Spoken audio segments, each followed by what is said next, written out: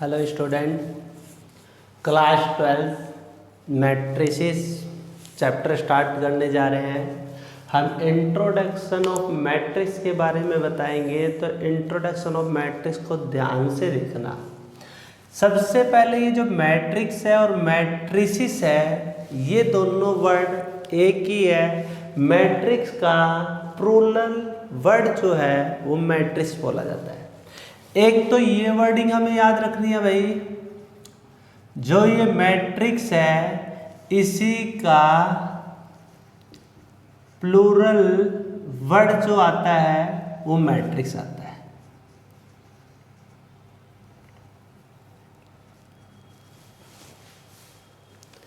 यहां से ध्यान देना, मैट्रिक्स का जो हम एक वचन बहुवचन करते हैं तो ये मैट्रिक्स का प्लूरल होता है, जो वो मैट्रिसेस होता है। ठीक है, तो इसके अंदर दोनों में कोई फर्क नहीं है। सबसे पहले हम बात करते हैं मैट्रिक्स की डेफिनेशन की। एक्चुअल में मैट्रिक्स जो डेफिनेशन है वो है, it is a rectangular arrangement, it is a rectangular arrangement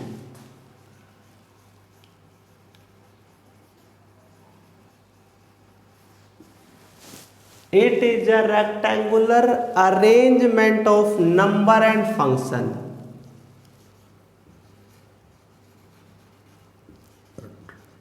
Numbers and function.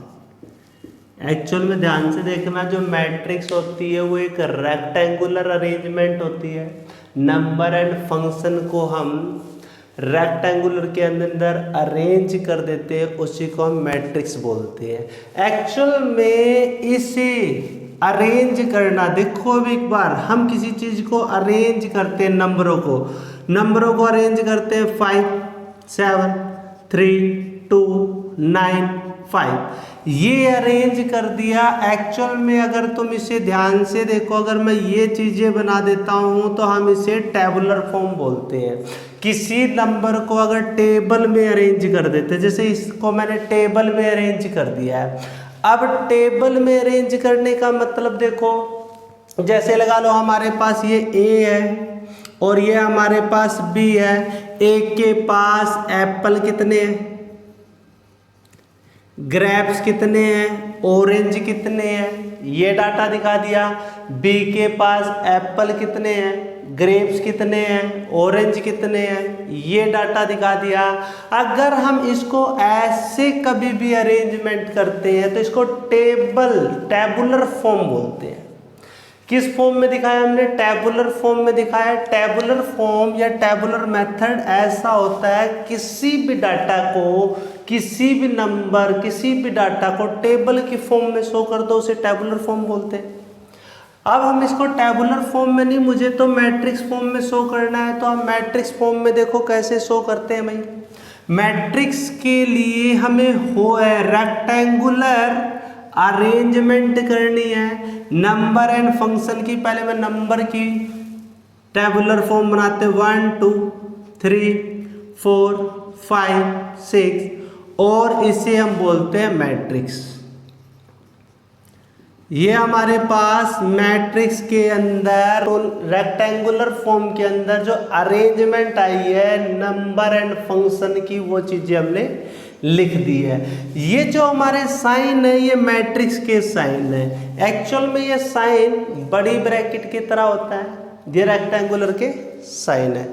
अब बात आती है भाई हमारे पास जो इसके अंदर मैट्रिक्स होती है, जो हमारे पास ये वाली लाइन होती है, इस लाइन को हम हॉरिजॉन्टल लाइन बोलते हैं और ये हमारी रो मानी जाती है। हम इसे लिखते हैं रो। और ये जो हमारी सेकंड लाइन है, हम इस लाइन को भी रो बोलते हैं। अब हमारे पास 2 रो हो चुकी है, तो हम फर्स्ट वाले को R1 भी बोल सकते हैं और इसको हम R2 से डिनोट करते हैं। ये तो हमारी लाइन कौन सी है? ये हमारी हॉरिजॉन्टल लाइन है। अगर हम वर्टिकल लाइन की बात करते हैं तो हमारी वर्टिकल लाइन ये होती है, वर्टिकल लाइन ये होती है और वर्टिकल लाइन ये होती है। जो वर्टिकल लाइन होती है उसको हम कॉलम के नाम से जानते हैं। किसके नाम से जानते हैं? जो वर्टिकल लाइन होती है उसको कॉलम के नाम से जानते हैं। ये पहली लाइन है तो हम इसे C1 बोल लेंगे, इसे C2 बोल लेंगे, इसे C3 बोल लेंगे। ये हमारी हॉरिजॉन्टल जो लाइन होती है वो रो होता है, जो वर्टिकल लाइन होती है वो हमारे कॉलम होते हैं। देखो भाई यहाँ तक। अगर इसके बाद हम बात करते हैं ऑर्डर की। ऑर्डर क्या होते हैं? ऑर्डर को शो करना होता है row, number of row multiply number of column. अगर हम ध्यान देना, ऑर्डर इक्वल टू में show number of rows multiply number of column. अगर हम नंबर ऑफ रो और नंबर ऑफ कॉलम की मल्टीप्लाई करके शो करते हैं, हम उसे ऑर्डर बोलते हैं।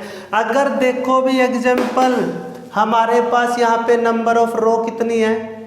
नंबर ऑफ रो 2 है, 1 2। पहले हम यहाँ पे जो रो होता है उसको m से डिनोट करते हैं, जो कॉलम होता है उसको n से डिनोट करते हैं। तो नंबर ऑफ रो 2 है तो 2, नंबर ऑफ कॉलम हमारे पास 3 है तो 3। अगर ऑर्डर पूछते नंबर ऑफ ऑर्डर तो number of row multiply number of column 2 multiply 3। Only for इसी फॉर्म में मुझे शो करना है, हम इसे क्या बोलते हैं? ऑर्डर। नंबर ऑफ ऑर्डर कितने आएंगे? 2। अगर ओनली फॉर ऑर्डर की बात करता है तो हमें सिर्फ इन दोनों की मल्टीप्लाई करके ऐसे शो करना है, मल्टीप्लाई करके नहीं दिखाना है। अगर हम कह दें यहाँ पे नंबर ऑफ एलिमेंट बताओ भाई हमें, नंबर ऑफ एलिमेंट। अगर इस मैट्रिक्स के अंदर नंबर ऑफ एलिमेंट की बात कर दें तो जो हमारी नंबर ऑफ रो और नंबर ऑफ कॉलम है उनकी हम मल्टीप्लाई करके आंसर बता देते हैं। तो ये जो हमारा आता है इसे बोलते हैं नंबर ऑफ एलिमेंट। इन सब डिजिट को हम एंट्री के नाम से भी जानते हैं। नंबर ऑफ एंट्री भी बोलते हैं, नंबर ऑफ एलिमेंट भी बोलते हैं। जैसे इनकी मल्टीप्लाई करोगे तो भी तुम्हें पता चल जाएगा, नहीं तो काउंट कर सकते हो 1 2 3 4 5 6।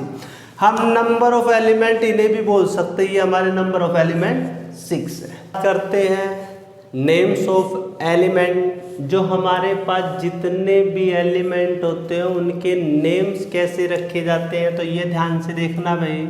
नेम्स ऑफ एलिमेंट क्या मतलब? जो हमारे पास ये पूरे के पूरे एलिमेंट हैं, हम इसको ए बोलते हैं, ए और ए। नेम ऑफ एलिमेंट कैसे रखे जाते हैं इसके अंदर ये ध्यान से देखना। एक्चुअल में जो हमारे पास ये अंदर की टर्म होती है हम इसको बोलते हैं AIJ। ये नेम ऑफ एलिमेंट इसे बोला जाता है। जो हमारे पास आई होता है उससे बोला जाता है number of rose.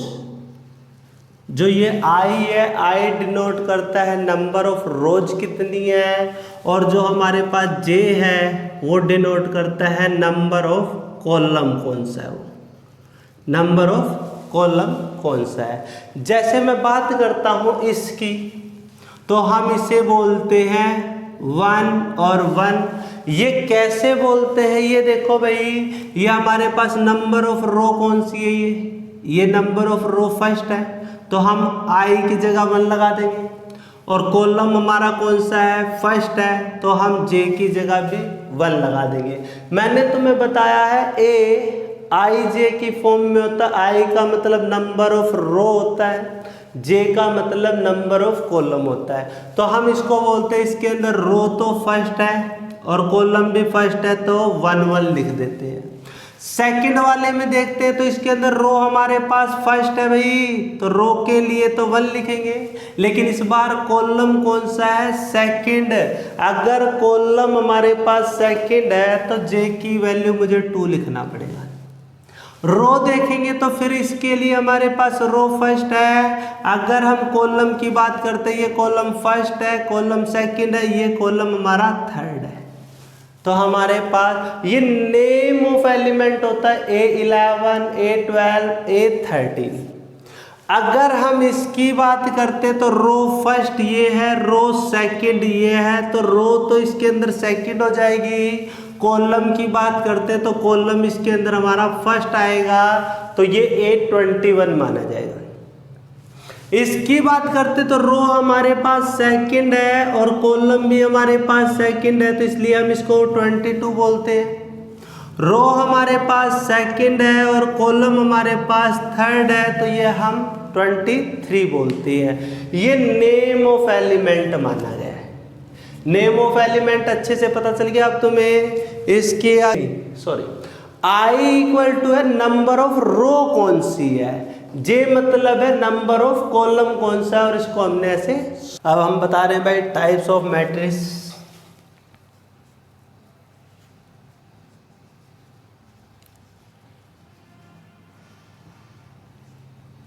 Type of matrices, कितने टाइप की मैट्रिक्स होती है, तो सबसे पहले हम बात कर लेते हैं रो मैट्रिक्स की। रो मैट्रिक्स के अंदर हम देखते हैं तो रो मैट्रिक्स क्या है हमारे पास। रो मैट्रिक्स का मतलब है हमारे पास ओनली फॉर वन रो होनी चाहिए, उसके अंदर कॉलम कितने भी हो सकते हैं। एग्जाम्पल के तौर पे देखो भाई 1 2 3। अगर इसके अंदर हम देखेंगे तो हमारे पास रो कितनी है, इसके अंदर R1 है और कॉलम इसमें कितने भी हो हमें उससे कोई लेना देना नहीं है। हमें ये देखना है रो मैट्रिक्स के अंदर जो रो है वो 1 होनी चाहिए। फर्स्ट एग्जांपल ये है। अगर हम इसका सेकंड एग्जांपल लेते हैं 1 2 3 4 5, तो हम इसे भी रो मैट्रिक्स बोलेंगे क्योंकि इसके अंदर हमारे पास रो कितनी है, 1 है।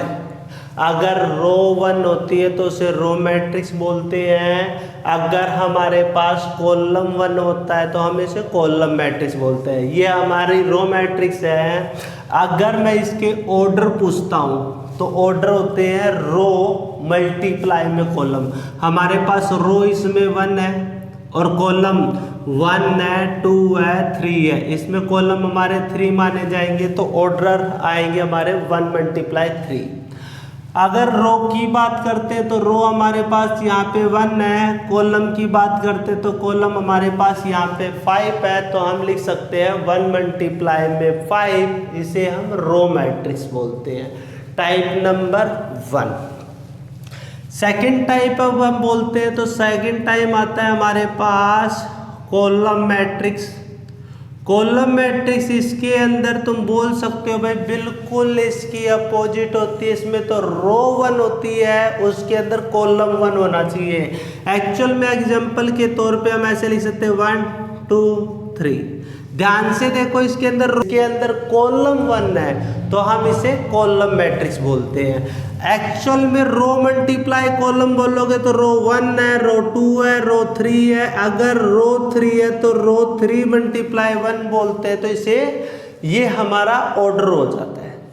अगर कॉलम मैट्रिक्स को और ध्यान से देखें तो 1 है 2 है 3 है 4 है 5 है, तो हम इसको भी कॉलम मैट्रिक्स बोलेंगे क्योंकि हमारे पे कॉलम कितनी है, इसमें 1 है। लेकिन ऑर्डर की बात आती है तो हम लिखते हैं m × n करके। जो m है हमारा वो रो है और n जो है वो कॉलम है।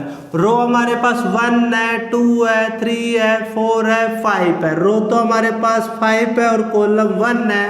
अगर रो 1 होती है तो हम उसे रो मैट्रिक्स बोलते हैं, अगर कॉलम 1 होती है तो हम उसे कॉलम मैट्रिक्स बोलते हैं। 2 मैट्रिक्स कंप्लीट हुई। थर्ड आती है भाई हमारे पास रेक्टेंगुलर मैट्रिक्स।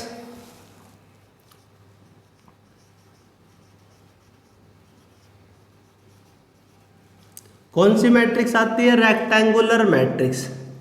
रेक्टेंगुलर मैट्रिक्स के अंदर सभी को पता है हमारे पास एक रेक्टेंगल, मैं एग्जांपल के तौर पे समझाता हूँ। ये रेक्टेंगल है। रेक्टेंगल के अंदर जो लेंथ होती है वो ज़्यादा होती है और ब्रेथ होती है वो कम होती है, हम उसे रेक्टेंगल बोलते हैं। रेक्टेंगल का मतलब है जो लेंथ और ब्रेथ है वो इक्वल नहीं होनी चाहिए, तो हम उसको किसका नाम दे देंगे, रेक्टेंगल। अगर मैट्रिक्स के टर्म के अंदर देखें तो हम रेक्टेंगुलर मैट्रिक्स इसे बोलते हैं, ये 1 है, 2 है, 3 है, 4 है, 5 है, 6 है। अगर हमारे रो एंड कॉलम, अगर हमारे रो और कॉलम नॉट इक्वल होते हैं, अगर हमारे रो और कॉलम नॉट इक्वल होते हैं तो हम उसको रेक्टेंगुलर मैट्रिक्स बोल देते हैं। रो अलग होनी चाहिए, इसमें रो काउंट करो भाई, रो कितनी है, तो रो 1 है, रो 2 है, यहाँ पे लिखेंगे m मल्टीप्लाई में n। m का मतलब होता है नंबर ऑफ रो, n का मतलब होता है नंबर ऑफ कॉलम। अगर रो देखेंगे तो रो 1 है, रो 2 है, नंबर ऑफ रो 2 है, नंबर ऑफ कॉलम 1 है, 2 है, 3 है, नंबर ऑफ कॉलम 3 है। अब देखो मुझे बताओ, नंबर ऑफ रो और नंबर ऑफ कॉलम सेम है, सेम नहीं है, तो ये हमारी रेक्टेंगल मैट्रिक्स, रेक्टेंगुलर मैट्रिक्स होगी। अगर ध्यान से देखो तो हम इसको भी रेक्टेंगुलर मैट्रिक्स बोल सकते हैं क्योंकि रो 1 है और कॉलम 3 है। इससे भी हम रेक्टेंगुलर मैट्रिक्स बोल सकते हैं, इससे भी हम रेक्टेंगुलर मैट्रिक्स बोल सकते हैं और इससे भी हम रेक्टेंगुलर मैट्रिक्स बोल सकते हैं। रेक्टेंगुलर मैट्रिक्स की नॉर्मल सिंपल सी डेफिनेशन बोल सकते हो, number of row not equal to number of column. अगर नंबर ऑफ रो और नंबर ऑफ कॉलम अगर इक्वल नहीं होते हैं तो वो कौन सी मैट्रिक्स मानी जाएगी, रेक्टेंगुलर मैट्रिक्स हो जाएगी। नेक्स्ट देखते हैं भाई हम इसको,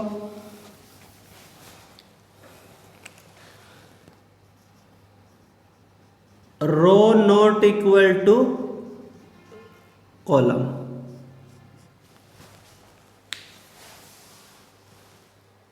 मैट्रिक्स हो चुकी है, फोर्थ मैट्रिक्स बोलते हैं इसको, अंदर हम स्केयर मैट्रिक्स। स्केयर मैट्रिक्स नाम से ही पता चल रहा है हमें।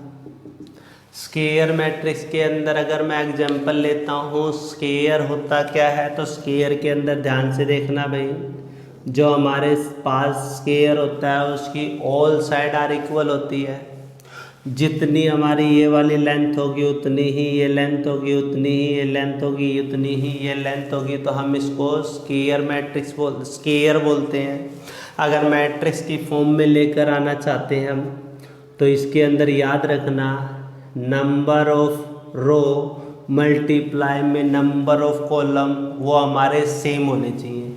जैसे हमने लिखा 1 2 3 4, इसकी एक ही डेफिनेशन है, नॉर्मल सी डेफिनेशन है, क्या बोलेंगे, नंबर ऑफ रो, यहाँ लिखते हैं number of row equal to number of column. ध्यान देना भाई, ये हमारे पास स्केयर मैट्रिक्स की डेफिनेशन है। अगर रेक्टेंगुलर मैट्रिक्स की बात करूं तो यहाँ लिखा भी है मैंने, number of row not equal to number of column. जैसे इसको देखो तो इसके अंदर नंबर ऑफ रो कितनी है, 1 है, 2 है, तो यहाँ लिखेंगे 2 मल्टीप्लाई में नंबर ऑफ कॉलम 1 है, 2 है, तो यहाँ लिखेंगे 2। ये 2 मल्टीप्लाई में 2 हो सकता है, ये 3 मल्टीप्लाई में 3 हो सकता है, और ये 1 मल्टीप्लाई में भी 1 हो सकता है। अगर हम बात करें ओनली फॉर 2 लिख दें तो इसके अंदर नंबर ऑफ रो कितनी है, 1 है, नंबर ऑफ कॉलम कितने हैं, 1 है, तो 1 मल्टीप्लाई में 1, इसको भी हम स्केयर मैट्रिक्स बोल सकते हैं। इसके अंदर रो और कॉलम दोनों सेम होने बहुत ज़रूरी है, यही हमारा स्केयर मैट्रिक्स आता है। मैट्रिक्स 4 ख़त्म हो चुकी है, मैट्रिक्स नंबर 5। मैट्रिक्स नंबर 5 की बात कर लेते हैं भाई। मैट्रिक्स नंबर 5 हमारे पास डायगोनल मैट्रिक्स दे रखा है।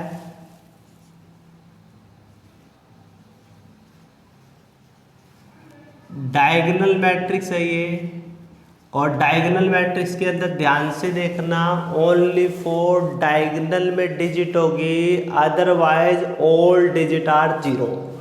जैसे मैं यहाँ पे लिखता हूँ 2 4 0 0 7 9 3 0 0 0 0 0 0। इन्हें हम कौन सी मैट्रिक्स के नाम से जानते हैं? इन्हें हम डायगोनल मैट्रिक्स के नाम से जानते हैं। डायगोनल में डिजिट है हमारे, इधर भी डायगोनल में डिजिट है हमारे, तो हम इसे बोलते हैं डायगोनल मैट्रिक्स।